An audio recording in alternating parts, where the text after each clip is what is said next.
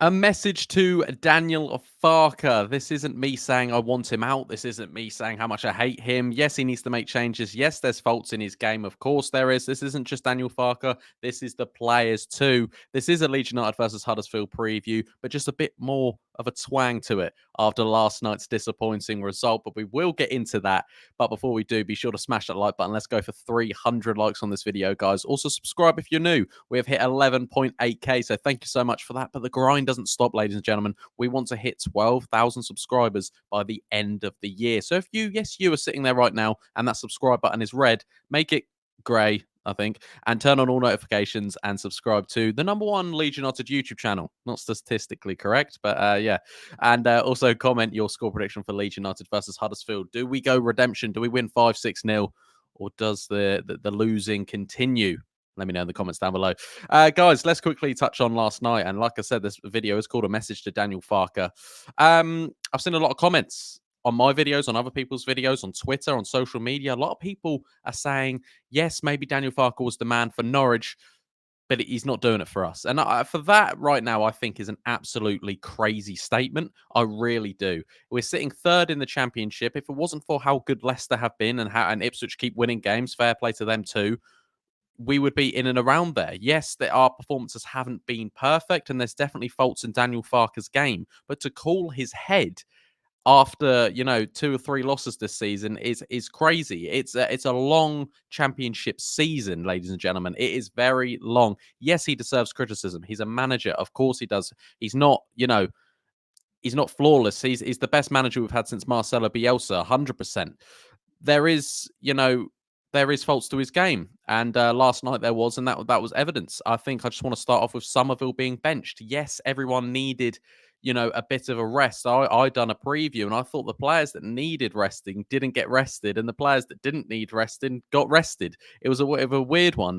So the likes of Summerville not starting when he's got something like 4 or 5 goal contributions in the last 3 games. He just scored a brace versus Norwich, single-handedly carried us to 3 points, and you start him on the bench. It's not like Summerville, apart from that Norwich game, he brings off Summerville 60, 70 minutes into a game. It's not like, if he's banging on about how young the players are and I'm managing minutes, talking about Archie Gray, then why do it to Summerville? I thought Jaden Anthony and Nonto last night were wasteful, were not impactful at all. And I think for now, you have to say Summerville and Daniel James are our starting wingers. Maybe Nonto can knock on the door for that right mid spot, but last night, didn't put a good impression out there for me. So yeah, Summerville not starting. I think starting Gruev. The man's played 3 minutes in a Leeds shirt, and you're starting him at a wet Wednesday night at Stoke probably wasn't the best thing. And I'm seeing people say, yeah, he's not for me. I don't think you can judge him on 90 minutes of football away at Stoke on a wet Wednesday night. I don't think you can. I think we're seeing that there's glimpses of good games, glimpses of good potential for the man. I think he's passing. He looked a bit weak, I thought, but he looked in the second half. He definitely came into himself a bit more, Gruev. And yeah, listen, I think this is harsh to call his head straight away. It really is. But I just don't think that was right to bring him in. I think Archie Gray needs to be benched. Who was their best player last night? Their left midfielder.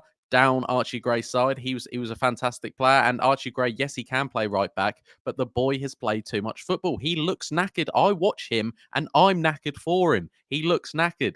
And this is what I mean with Farke. He could make subs a bit earlier as well. I don't really want to touch too much on the Patrick Bamford situation. A lot of people saying they never want to see him in a Leeds shirt again. I'm not really going to tap into it too much, I don't know where I sit on this support for Bamford. A lot of people say, come on, we need to get behind him. But how many times have we done that? Realistically, how many times have we done that for Patrick Bamford? We're not a charity. We're a football club. So we just need to be a bit brutally honest. Maybe he isn't good enough anymore. Was he ever? I don't know. So, he missed the penalty again. He's missed his last 3 penalties. There was reports came out the last night that Summerville wanted the penalty. Summerville asked Strauch to take it, and Strauch said, he's kind of humming and hawing, and Bamford's like, no, I'm taking it. I want it. I'm taking it. So, and he missed. So, there, listen, I don't know. It was a difficult one last night, and luckily we can bounce back again quickly at 12:30 against Huddersfield. It's going to be a good game. And how do Leeds respond? It's going to be very big how Leeds respond into this game. But yeah, Daniel Farke for me, just to say, am I in or out? Because people are actually asking me in comments saying you need to start slagging off Farke. He's not perfect. I know he's not perfect, but it doesn't mean I want him out. We're sitting third in the championship. I think we're doing okay. We're just not doing as well as Ipswich and Leicester. If we're being completely honest, the performances need to be better 100%. But realistically, before last night, with 3 wins in a row, we'd turn the games that we'd normally lose into draws and the games that we normally draw into wins. We were looking good up to last night's little bump in the road. Is it just a bump in the road, or is it for, if they don't turn around Huddersfield, yes, we can start to be a bit worried because then we've got Leicester on the Friday night, and that's a difficult game. But yeah, this is my starting 11 that I would go for against Huddersfield. Meslier in goal. I thought he was one of the better players last night, and that shows that Stoke done okay when, your keeper's the best there.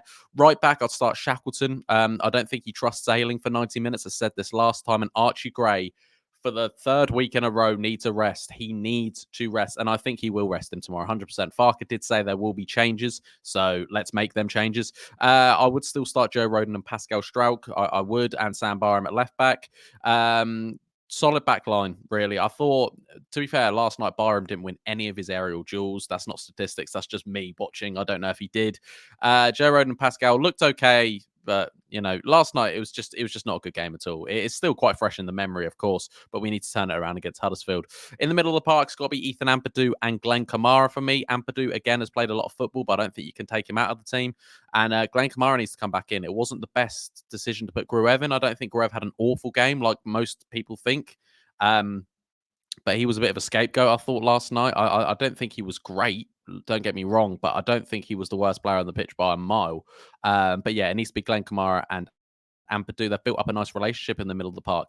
Don't ruin it. Left mid's got to be Summerville. It had to be Summerville yesterday, and it's got to be Summerville Saturday. The man's in form. The man does things when he's on, and he needs to start. On the right, Daniel James. It could have been Nonto, but Nonto didn't impress me last night. He really didn't. And Dan James, when he came on, he's quick. Yes, his decision making's still a little bit off, but he is quick. He gets behind. He wins. He wins tackles. He wins possession, and I really like Daniel James, so I'll start him on the right. And Perot's got to start in the 10, and Jorginho has got to start up top. I would even swap them. That's what I was supposed to do on my overlay. I was supposed to swap them round, because why not now? Let's swap them round and see what they can do. Let's put Perot as the 9, and let's put Jorginho Rutter in the 10. Jorginho Rutter is most dangerous when he drops deep, picks up the ball, and puts a nice pass into Dan James, into Summerville, into Nonto, into Perot. That's where he's best. You'd think it'd be a simple swap. Daniel Farke says, don't question me, but I am questioning him now. He should just swap it around, and that's what I was supposed to do on the overlay. I'm a bit annoyed, but you guys now know I would start Pirro in the 9 and Jorginho Ruta as the 10. That's what I would do. But my final score prediction before we end this video off, I'm going to say a 2-0 Leeds. I think Leeds will get back to winning ways. I do. We're at home. It's an early kickoff. Early kickoff is not necessarily, I don't think it's even on TV. Annoyingly, I think it's to do with police presence, but early kickoffs can ruin your weekend. So we need to make sure that we bounce back. Huddersfield held 4 against Cardiff on Tuesday night. So yeah, but it'd just be Leeds, wouldn't it? If we did lose the game, it really would. But there we go, guys. This has been a message to Daniel Farke and a preview. I don't really know what it is. I'll probably change the title one day. I don't know. But if you did enjoy, be sure to smash that like button. Let's go for 300 likes on this video. Also, subscribe if you're new. Want to hit 12K this year. We've got a month and a bit to get 200 subscribers. Can we do it? Who knows? And also comment your score predictions for Leeds versus Huddersfield this weekend at 12:30. If you're enjoying consistent Ollie Ward, be sure to show your support. And I'll catch you in the next one. Cheery. Oh.